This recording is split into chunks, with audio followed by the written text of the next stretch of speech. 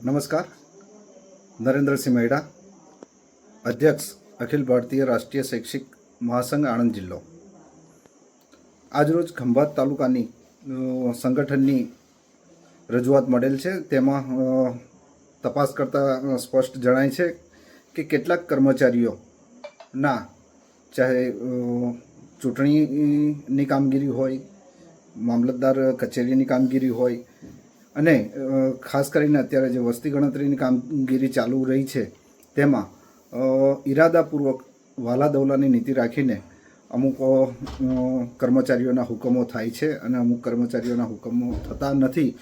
તે અન્વયે જિલ્લા કક્ષાએ માન્ય કલેક્ટરશ્રી અને માન્ય અધિક નિવાસી કલેક્ટરશ્રીને રજૂઆત કરવા માટે ખંભાત તાલુકા સંગઠન તરફથી જે રજૂઆત મળેલ છે, આગામી સમયમાં સંગઠન આ વિષય ઉપર આગળ વધશે, જેની જિલ્લા અધ્યક્ષ તરીકે હું ખંભાત તાલુકાના સંગઠનને ખાતરી આપું છું। આભાર।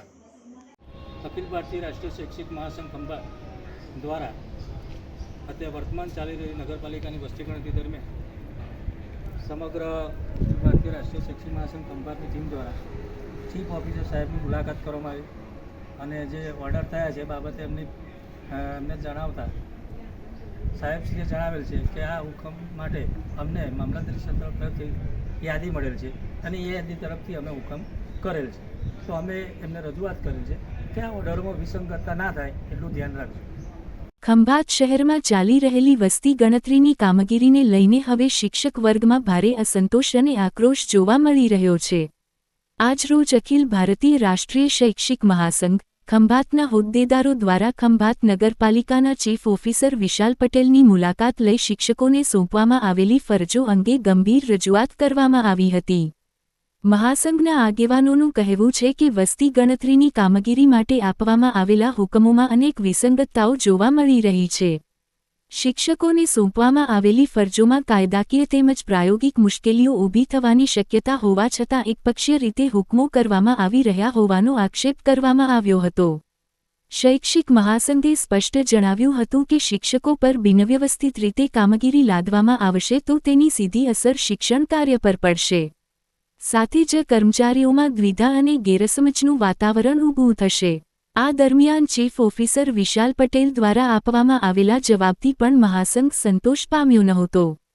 ચીફ ઓફિસરે જણાવ્યું હતું કે નગરપાલિકા દ્વારા કરવામાં આવેલા હુકમો સ્વેચ્છાએ કરવામાં આવ્યા નથી, પરંતુ મામલતદાર કચેરી અને તાલુકા પ્રાથમિક શિક્ષણાધિકારી ઘનશ્યામભાઈ જાદવ તરફથી પ્રાપ્ત સૂચનાઓ અને નામોની યાદીના આધારે જ કાર્યવાહી કરવામાં આવી છે।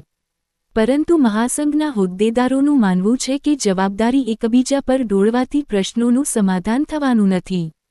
શિક્ષકોને સ્પષ્ટતા અને યોગ્ય માર્ગદર્શન મળવું જરૂરી છે। હવે આ મામલો વધુ ઉગ્ર બનવાની શક્યતા વ્યક્ત થઈ રહી છે। શૈક્ષિક મહાસંઘ દ્વારા જિલ્લા કક્ષાએ તેમજ રાજ્ય કક્ષાના મંત્રીઓ સુધી રજૂઆત કરવાની તૈયારી શરૂ કરવામાં આવી હોવાનું જાણવા મળી રહ્યું છે।